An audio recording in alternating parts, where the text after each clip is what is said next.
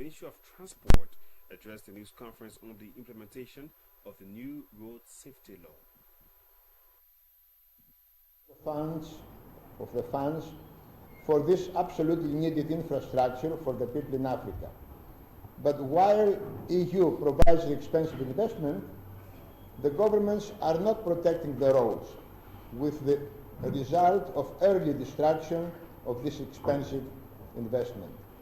Consequence is that EU stopped supporting new roads in Africa recently, considering that huge investment is a waste of money.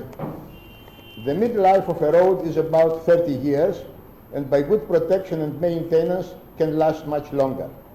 Unfortunately, uncontrolled overloading by trucks leads to early fatigue and destruction of the roads, shortening considerably their life, sometimes even to the half. Early destroyed roads by overloading remain destroyed for a long time because the governments do not have the means to reconstruct again, and the donors are not willing to waste their money in unprotected roads. Final result, destroyed roads makes transport and life of people difficult, especially in remote areas, and finally the ordinary people pay the price for this neglection. Well, on Tuesday of this week, the Minister of Health provided us some update on the current status of the health sector. Dr. Wilhelmina Jala disclosed plans for the establishment of a special drug task force in the country.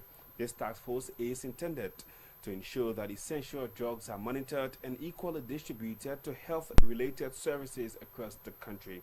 Dr. Jala said due to the importance of the monitoring aspect of the drugs, she will be a key member of the task force.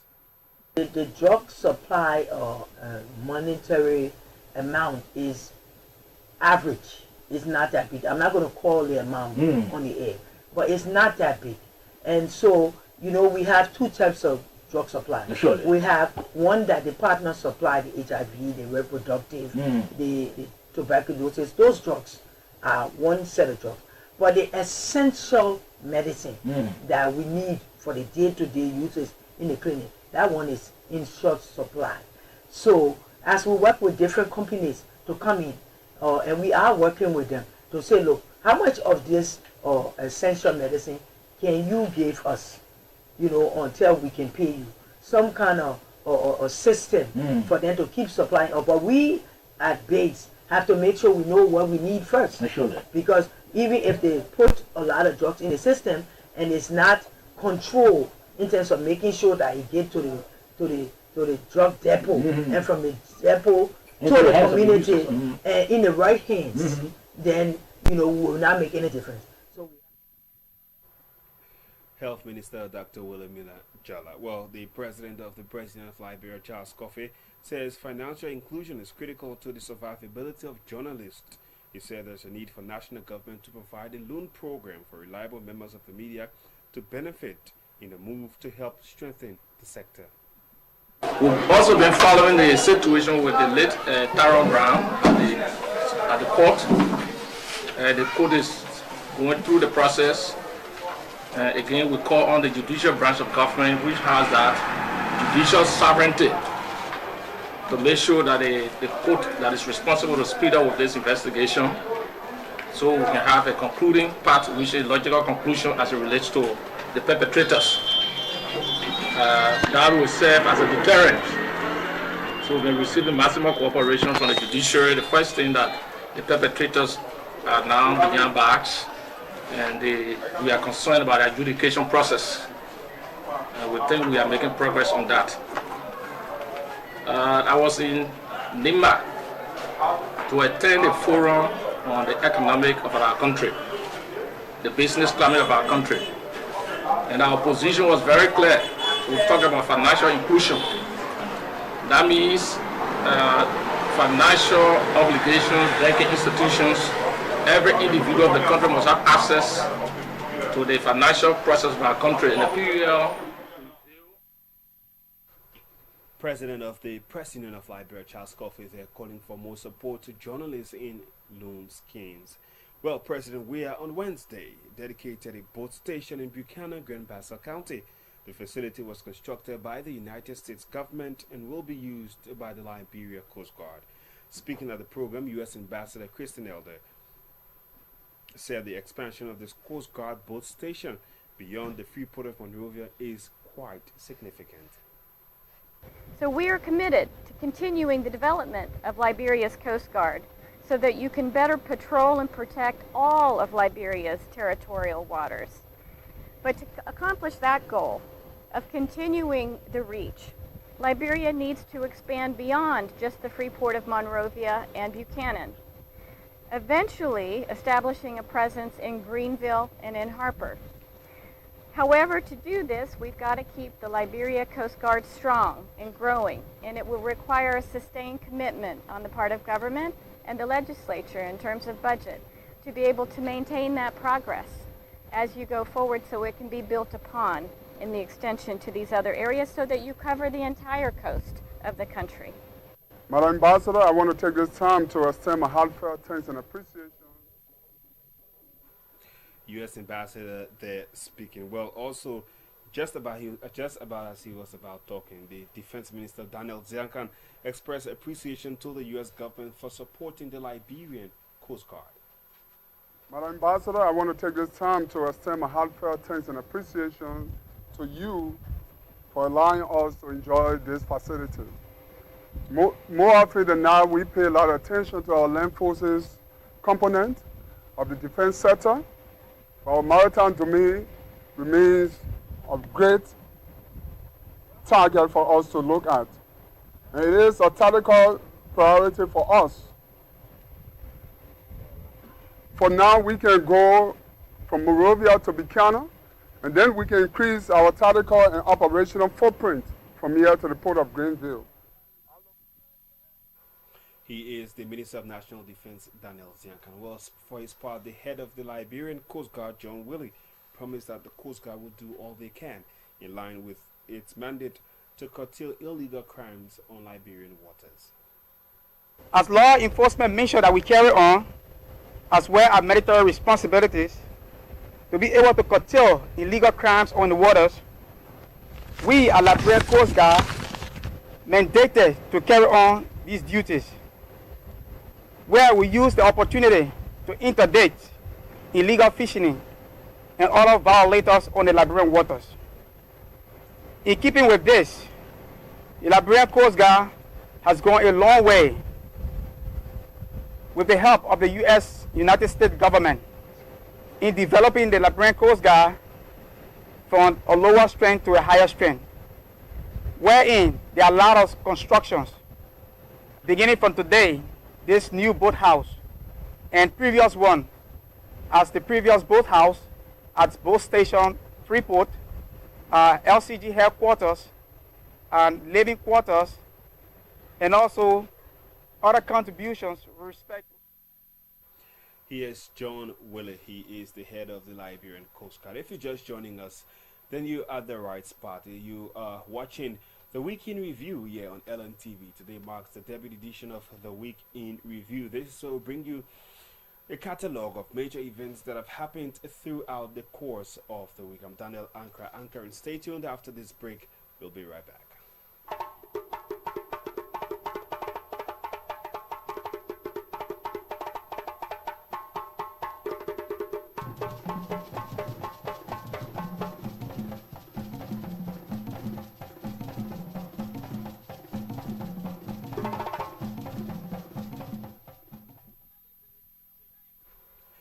Welcome back to LNTV, the Week in Review. Right here, let's get on to this story now in Pinsville. Still on Wednesday of this week, where the mayor of Pinsville City, Pam Berger-Taylor, says 50% of all garbage fees collected by the Liberia Marketing Association should be given to the PCC to help with garbage collection.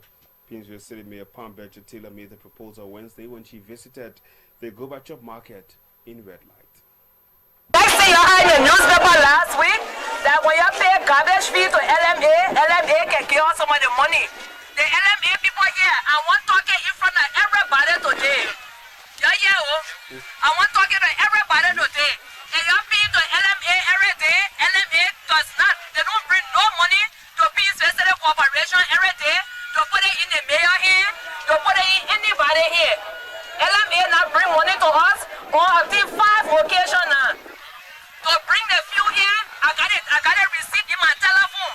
Every time we put fuel in the machine, every night, that $555 for all the machine that can come here. Every time we been here for 2 weeks, you have to take the calculator do 555 times 14 to see how much money we spend on fuel to clean the market here. It's not fair to the city. The city ain't getting money. We got to be begging people. We got to be crediting fuel from Total or from SP Lazard or SP gas station that credited us. Because I say, human being not supposed to live like this. She's the mayor of the city of Painesville, Pam Betcher Taylor. Stakeholders in the aviation sector Wednesday held a one-day meeting to discuss issues and challenges affecting the sector. Well, high ticketing prices and difficulties in obtaining visas seems to be major issues. Here's Transport Minister Samuel. If you're asking me whether we have some issues with challenges with aviation Liberia, I think that speaks directly to that. Every time we travel, most agencies, at least government agencies, the ticket prices here are so high. The prices we impose on tickets are high. I've had conversations with almost every stakeholder concerning the price of ticket and what we levy on the tickets.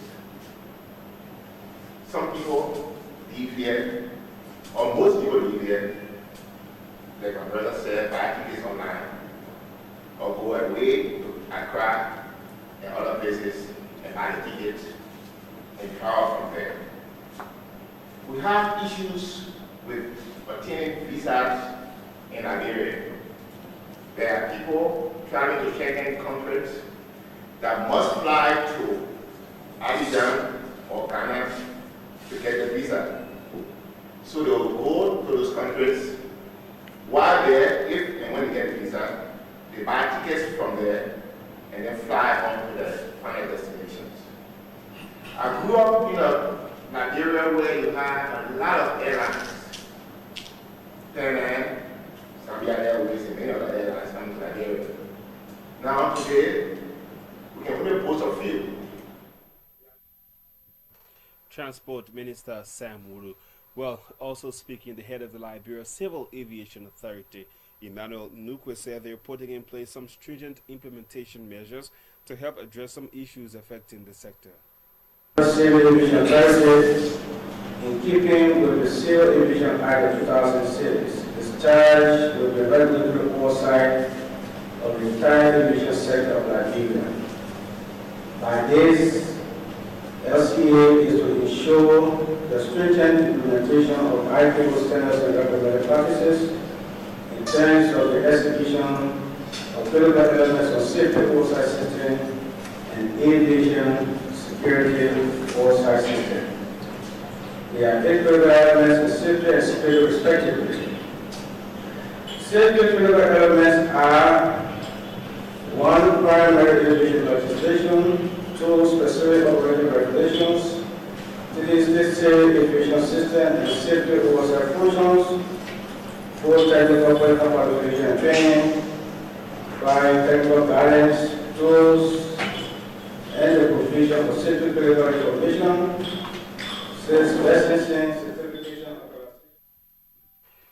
He's the head of the Liberia Civil Aviation Authority, Emmanuel Nukwe, there speaking. Well, there have been lots of issues in the news this week. One of them is the National Center for Documents and Records, making it a prerequisite for people to obtain bachelorhood or spinsterhood certificates before marriage. Well, the communications director at the CNDRA says the process started since September of 2018, but it's been reinforced due to the drastic drop in the price from $150 United States to now just $15.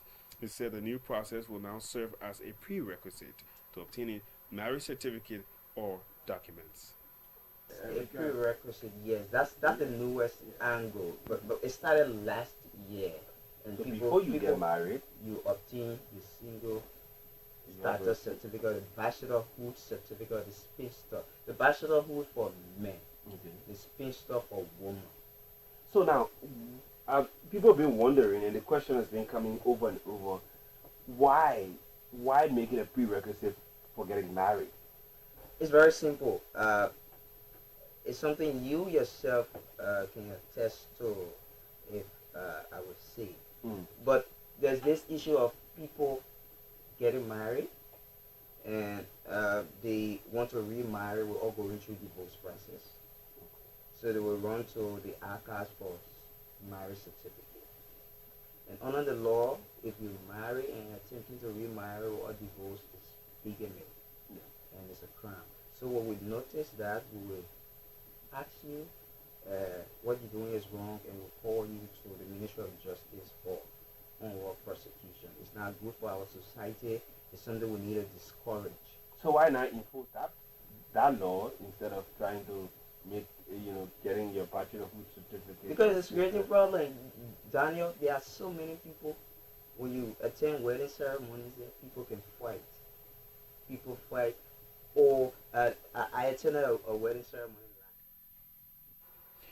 Well, he's the Director of Communications at the National Archives. It can be recalled that several months ago, the government hospital in Grand-Bassa County got burned due to fire disaster. Well, the governor of Liberia this Thursday made available 50,000 United States dollars, 500 gallons of fuel, and ambulance to the government-run hospital in Buchanan City, Grand-Bassa County. John Jake Bagway is the superintendent. He spoke when two key government officials visited the facility on Thursday. God that the president sent able lieutenants, they had promised to give 50,000 to start the work through the MPA. They gave some donation, 2 motorbikes. You know how to get it. They already tell you how you're going to get it. In an ambulance. In an ambulance. So we're getting there. I think you'll see around here. We try to work on the roads already, so that the ambulance can be bouncing with the patients. It is difficult, but we can help to do some. We may not do all, but we're here to work along with our caucus, national government, to make sure that the right thing happens for our people. He is the superintendent there of Grand-Bassa County, John Jake Bagway. Well, several local communities across Liberia are expected to benefit from additional road construction projects from the CDC-led government. The borough of New Town will be the newest among many communities to see double chip seal initiative by this government. The new method, according to the Public Works Minister, is inexpensive and can last for about 10 years. He spoke in an ELBC interview. We are also trying to develop some of our communities. And the decision that has been taken by the Ministry of Public Works, and which now has the blessing of the president, is that connecting most of our communities, we're going to use a new method of pavement, which we call using the double chip seal method. Now, the double chip seal is cheaper. What is it? It's inexpensive as compared to either concrete pavement or asphalt pavement.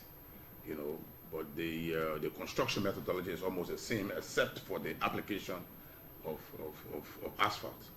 So we're going to use that in most of our communities, especially the communities in which the traffic volume is not heavy. Just ordinary community roads, which maybe in a month now you have 10, 20 cars passing. That's a lower volume. So for that kind of roads, we need not spend so much money on concrete pavement. And the double chip seal has a lifespan of minimum 10 years. Now with the double chip seal also, at some point in time later on, you can decide to apply asphalt. Well, Public Works Minister Mabutu Yimpan says several contractors are now being deployed across the southeastern region of Liberia to help keep the corridor roads of the southeast in proper shape ahead of the raining season. As I said, there has to be a paradigm shift. We must begin to do things differently. It will take some time, 2-3 years, to be able to pave the road between Ganta and Tapeta. So what is going to happen during the interim, during the period of non-pavement. So what we are doing here at the ministry, we are funding contractors, road contractors, to go out there and maintain the road as it is. So that maintenance will be ongoing while we find a contractor to be able to do the pavement. So that during the rainy season, especially beginning this rainy season that is coming in the next months, that the people traveling from Zouadrou to Tapeta, from Tapeta to Ganta, will not experience anymore the difficulties that they've been going through. And that situation will continue until the road is finally paved. So the nightmare on those major corridors, the nightmare is over. We are now deploying contractors on the road between Grand Cru and Sino, on the road between Greenville in Sino and Grand Bassa, on the road to Cestos. We are deploying contractors to keep the corridors opened. That way we'll have unhindered movement of goods and services. So this is something to which we are committed. So that is going to go on, and while that is ongoing, we'll be working with our international partners. We'll be going through the procurement processes where we'll select contractors to now go on those same corridors to begin the pavement.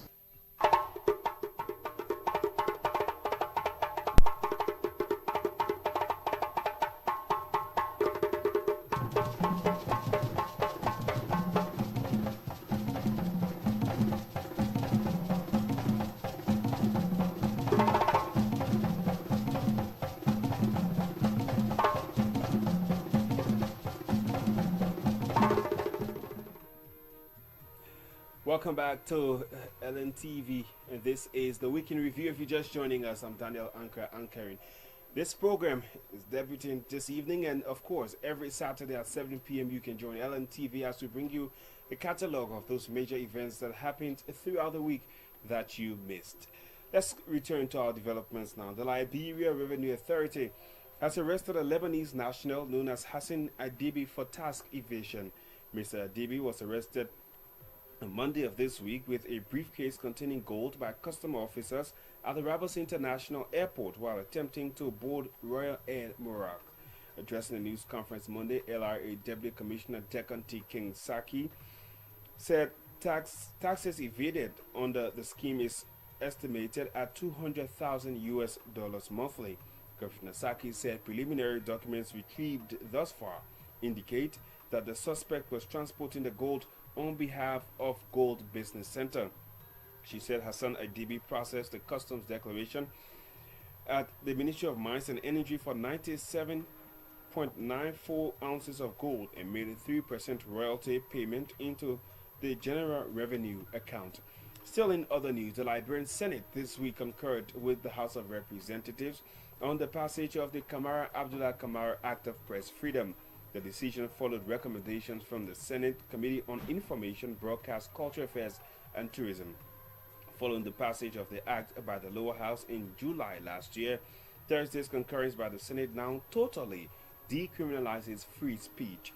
The Abdullah Kamara Act of Press Freedom now repeals Section 11.11, 11.12, 11.14 of the Liberia Code Revised Penal Law of 1978. These sections of the Penal Law of 1978 criminalizes libel against the president, sedition, and malevolence, but the passage of the KAK Act will now be regarded as civil following the signing of the act into handbill by President George Weah. Two media executives, Philibert Brown and Malcolm Joseph, have lauded the Liberian Senate for concurring with the House of Representatives on the passage of the Abdullah Kamara Act of Press Freedom.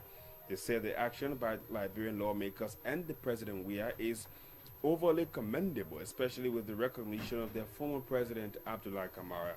The new law upon signature into handbill will now see libel as a civil matter and not a criminal offense. The president is being extremely farsighted, and we must give him the necessary praises, especially for keeping our former president Abdullah Kamara name alive, because this is going to keep his footprint in the sand of time. So every time you see the Abdullah Kamara or decriminalization of free speech, it keeps him alive, it keeps him in our heart. to keep his memory going. So we must tell President Weah, thank you, okay, for being on the side of the media. And this must go a long way in showing that this cultural relationship, that the CDC government, and you give a dividend to who dividend is due. This is given to the CDC government, okay, and this is given to President George Weah, okay, for decriminalizing free speech, okay, and this, what he has done, has opened a big door between the CDC government and the local media to cooperate. To caution our colleagues out there, the journalists, the fact that this law has been passed, it doesn't mean that it's a gateway for people to report recklessly, unprofessionally, or unethically. We should be guided by what we report. We should be professional in our reportage and make sure that what we bring to the public space is the truth and nothing but the truth.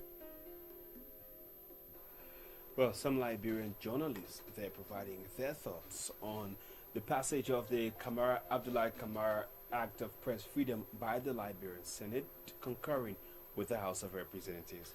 Senators at the Minnesota state in the U.S. have signed a resolution calling on President Donald Trump to extend deferred enforcement departure policy. The policy, after its 2018 extension by the American president, will expire on March 31. According to Senator John Hoffman, who's leading the charge, this will be detrimental to over 3,000 Liberians living in the United States if this decision is not revisited. He read the resolution at a one-day meeting with some of the affected people in Minnesota State, the USA. The President General of the United Seamen Union of Liberia, Samuel Sata, says fishing deal between Liberia and Senegal will employ several trained artisanal fishers in the country. Addressing a press conference Friday, Mr. Seata condemned critics of the deal, noting if the deal is stopped, it will bring untold sufferings to many Liberians.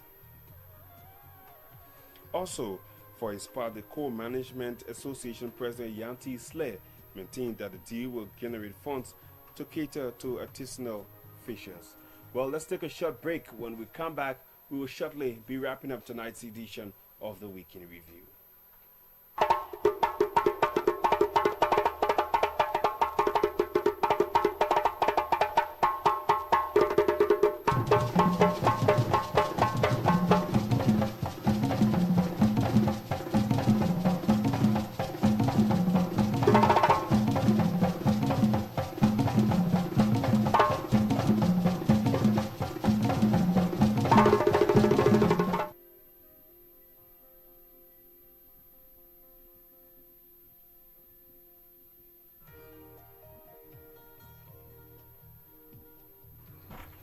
Welcome back to the Week in Review. The President General of the United Seamen of Liberia, Samuel Seata, says the fishing deal between Liberia and Senegal will employ several trained artisanal fishermen in the country.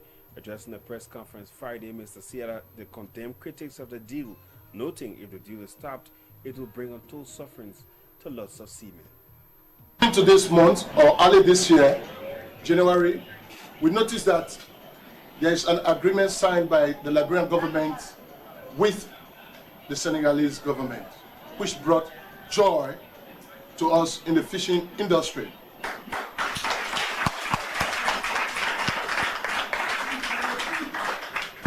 While I was out of the country as President General for the fisheries industry, we noticed that there were people who spoke negatively against the agreement or the framework.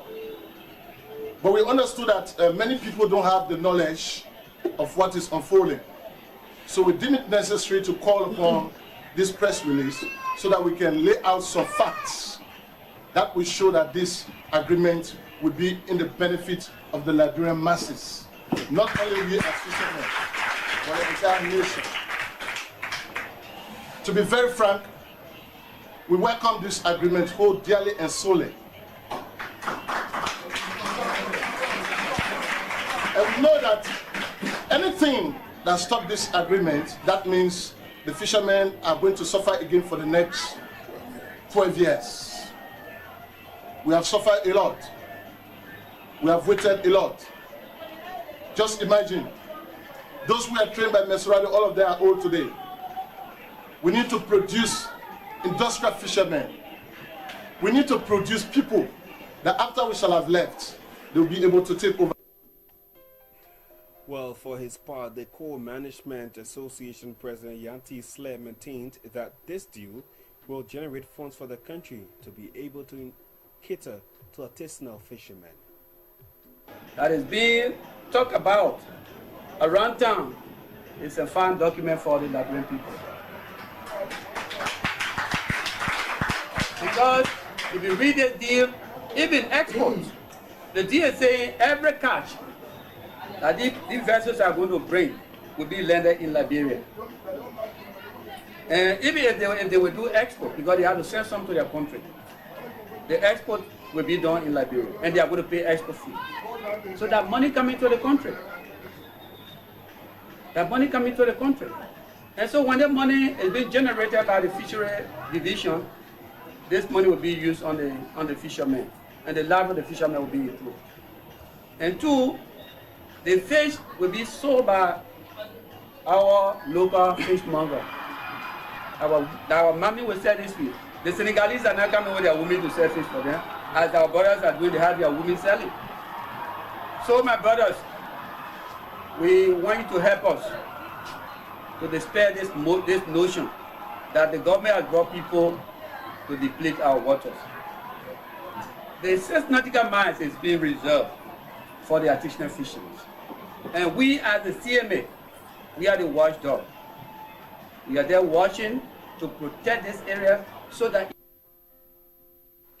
Well, folks, that's all we have for you tonight on the Weekend Review right here on LNTV. Hope you enjoyed it, but it's going to come your way every Saturday from 7 p.m. to 7:45 p.m. I'd like to say many thanks to our producers who helped in making this package a success. I've been your anchor for this evening, Daniel Ankrah. Have a great weekend, and bye-bye from my end.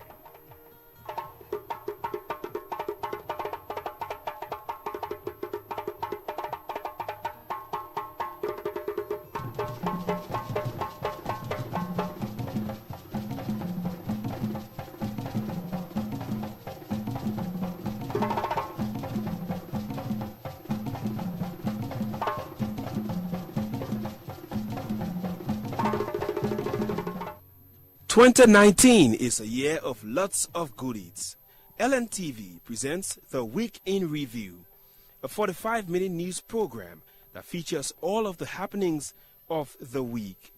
This program is packaged exclusively to fill you in with information you may have missed out on during the week. Join us live on LNTV every Saturday at 7 p.m. for the program The Week in Review. Trust it, believe it, and don't miss it.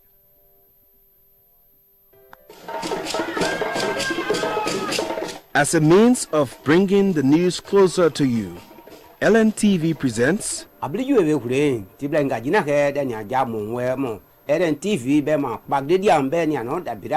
the Daily Language News segment. Oh yes, it's back on LNTV. My nyaru $97 asta v kaba I mobile roja.